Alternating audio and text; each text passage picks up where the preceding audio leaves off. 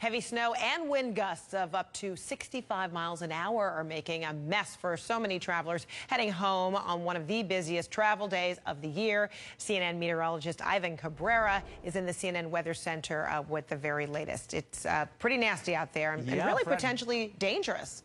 It absolutely is going to be dangerous, and we thought we had gotten away with a pretty quiet Thanksgiving travel. We did last week, and now all of a sudden, last minute here, we have a blizzard, not just a snowstorm. Look at cancellations already for today, 475, mainly impacting Chicago and Kansas City, and we have upwards of 150-plus delays, and the cancellations are starting to add up for tomorrow. So if you're flying across this part of the U.S., check with your carrier. It's going to be a mess. Look at these blizzard warnings. That's where you see the orange from Kansas basically stretching all the way up into Illinois. Chicago, I think, will be included in that. When we talk about a blizzard, it's not just the heavy snow coming down, it's the visibility. The snow rates are sometimes 2-3 inches an hour, and the strong winds. We're talking 45 to 55-mile-an-hour wind gusts. You heard the sheriff there. You can barely hear him with the wind. That's going to just continue to ramp up. So Kansas City, you have now switched over. This is a classic Midwest storm, right? You start with a little bit of rainfall, and then on the backside of it, the cold air gets pulled in. Snow, Kansas City. That will be the case for Chicago. Raining in Chicago right now, but I'm thinking around 9-10 p.m.,